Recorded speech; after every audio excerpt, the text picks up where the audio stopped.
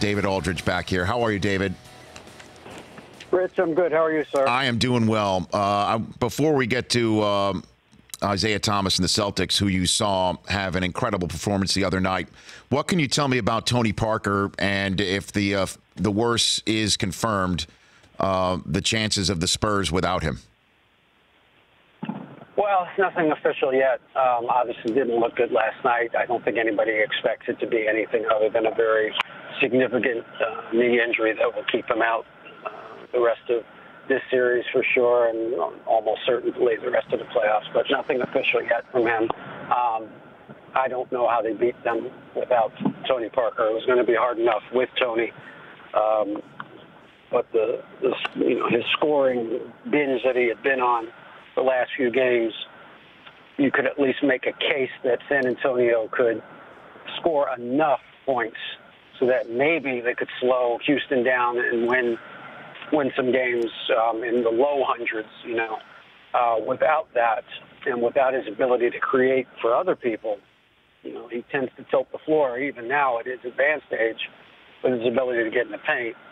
Without all those things, I just think it's going to become, if not impossible, it's going to become extremely difficult for San Antonio to be able to match pace with Houston offensively. I just don't know that they can get enough stops to keep them under a certain amount of points. It just becomes very, very difficult. I'm not going to write them off and say there's no chance, but I think it gets really difficult now for them because now you have to start Patty Mills, who's really your spark plug off the bench offensively now. Ginobili is not an offensive threat at this stage. So it gets really hard for San Antonio without Tony Parker. David Aldridge in the Honda Insider Report here on the Rich Eisen Show. The Spurs did just, as you and I had this conversation, David, announced that it's a ruptured left quad tendon. He's done for the playoffs.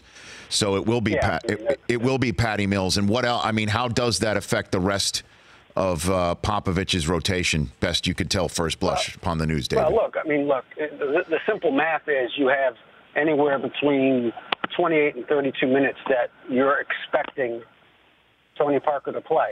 You're expecting all of those things that Tony Parker does to take place in those 32 minutes. Now you're going to ask Patty Mills to do that in 32 to 36 minutes a game, starting at the point guard, which means you don't have Patty Mills coming off the bench. You don't have that energy coming off the bench. You don't have that scoring coming off the bench. And now somebody is going to have to do something in those 20, 24 minutes that Patty Mills would normally play. They've got to now do what he does. And so there's a cumulative effect, and there's a cumulative wear and tear, and there just isn't anybody else on their bench that can do that. I just don't think.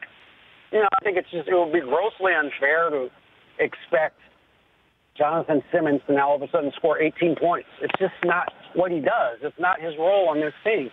And so you can't just, that's why, it's not an excuse. You can't just lose Tony Parker and have everything be fine. It's not fine. They're a diminished team, and their margin for error, which was already small, becomes very small, even if Patty Mills plays well, and I expect he will play well. But you just lose another piece that you have to beat a team as good as Houston. David Aldridge, Turner Sports, joining me here, my former colleague at the Worldwide Leader in Sports from back in the day in ESPN. And David, you have been covering this sport for quite some time. Where does the Isiah Thomas 53-point performance that you witnessed the other night for coverage of the playoff game on TNT, where does that rank for you in terms of performances you've witnessed? Top five. Not top five.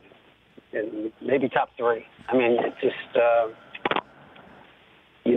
it was the flu game, the Jordan flu game, I think is always the one that I kind of look at as kind of the gold standard for playoff performances. Jordan had a Mother's Day game where he scored 54 against the Knicks. And I tell people all the time, it's the greatest defensive performance I've ever seen by John Starks. It was the best defensive game I've ever seen anybody play against a great player, and he gave up 54 points. That's how good Jordan was. So those are kind of two of the top ones. But this certainly is top five, Rich. I mean, we all know the circumstances that under which he's played the last 2 weeks.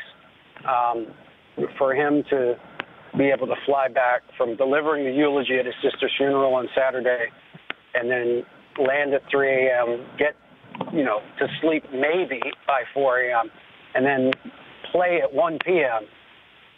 And score 31 was crazy enough. But to do what he did the other night was just otherworldly on what would have been his sister's 23rd birthday. It's just if you were there in the building, it just felt like something else was going on that wasn't basketball related. There was some other force, there was some other thing happening, and that's what I was trying to ask him, because you're not doing it to be maudlin, you're doing it because it just felt so different. It just felt like there was something else happening in that building that allowed him to play at a level that you just can't believe you're seeing even after all these years.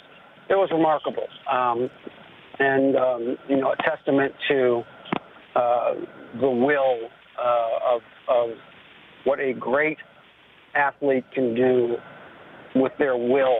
That was a will game. That wasn't a skill game. That was a will game by Isiah Thomas, and it just reminds you how great the greatest athletes are in sports. And then, you could just feel it through the television, David, and watching the game. And then watching your interview with him afterwards, it was really moving. I'm wondering what it was like standing directly next to him. It was tough, Rich. I mean, it was very difficult because you want to be respectful, and I tried very hard to be respectful of the fact I didn't want to just ask him question after question about his sister, because I thought that would be grossly unfair in an emotional situation like that. But you have to ask him about it. You can't not ask him about it. That's the job. My old boss, Lenny Shapiro at the Washington Post, when I first started working, said, if you're afraid to ask the question, you can't do this job. That's the job. You got to ask the questions that are uncomfortable and that make people squeamish and squirm, and that's what we do for a living, So I knew I had to ask it. I just wanted to ask it respectfully. So, but I also wanted to acknowledge to him that I felt something different in that building too, and I can't describe it, and I can't explain to you what it was. And so, he said it was the presence of his sister or the feelings of his sister, but something lifted him to another level because John Wall played great. I mean, he was sensational in Game 2. And, the Wizards very easily could have won that game, but Isiah Thomas didn't let them. And that's what I was trying to get from him, and I hope I delivered it. I hope his words were moving to people, because they were certainly moving to me. Oh, David, you're incredible. I was sitting there with my wife, Susie, and I were watching this. We looked at each other. We're like, DA just crushed that. I mean, and again, obviously we're in the business, and it's just not easy to do what you did. And I just wanted to give you, kudos on that. Last one for you. Put Isiah Thomas in perspective. I mean, here's a guy who he's listed at 5'9", if he's that. 60th overall choice, Mr. Irrelevant of the draft, to use an NFL phrase for the NBA draft. And what he has turned into, a guy who was supposed to be that spark off the bench, and that's where he should have been, a lot of people thought. Now he's become an all-star in this league with an opportunity to put the Celtics in some pretty special company this playoffs. Is there anyone you could compare him to that you've seen play before, David? Iverson certainly comes to mind. I mean, I think you think of the way Allen impacted games.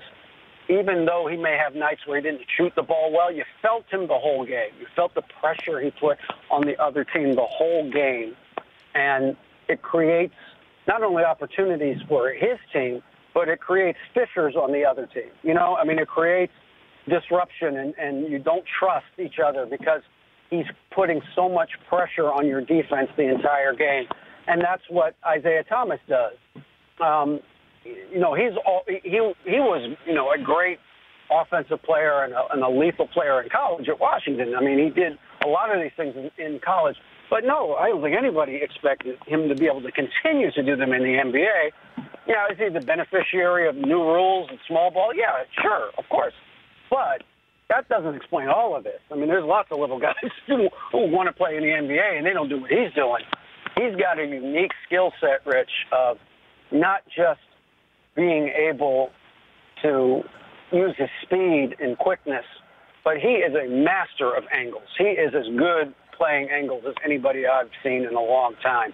He knows not only how to get into a team's defense, but then to use his body in a way to create angles where the defense can't help but foul him.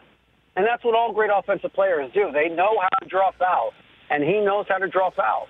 And not only does he know how to do that, he knows how to finish through contact. He's strong, and he shoots the three well enough so well that you've got to honor that. And if you come out, you're dead. So, I mean, he's a great offensive player. They hide him defensively enough so that he doesn't get in foul trouble.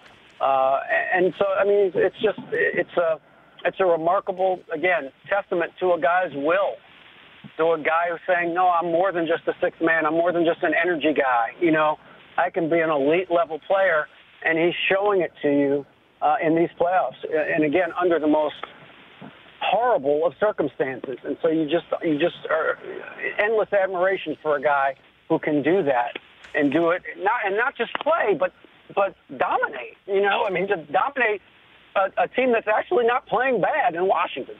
David, thanks for the call. Always appreciate it. Great job. Okay, Rich. My pleasure. Thank you. You bet. That's David Aldridge of Turner Sports bringing you the Honda Insider Report. The Rich Eisen Show, weekdays at noon Eastern on Audience. If you like that, please download our app. There's lots of fun things there other than just more of the videos you just saw. You can call us from the app. You can email us from the app. Just download it. Trust me, you'll enjoy it.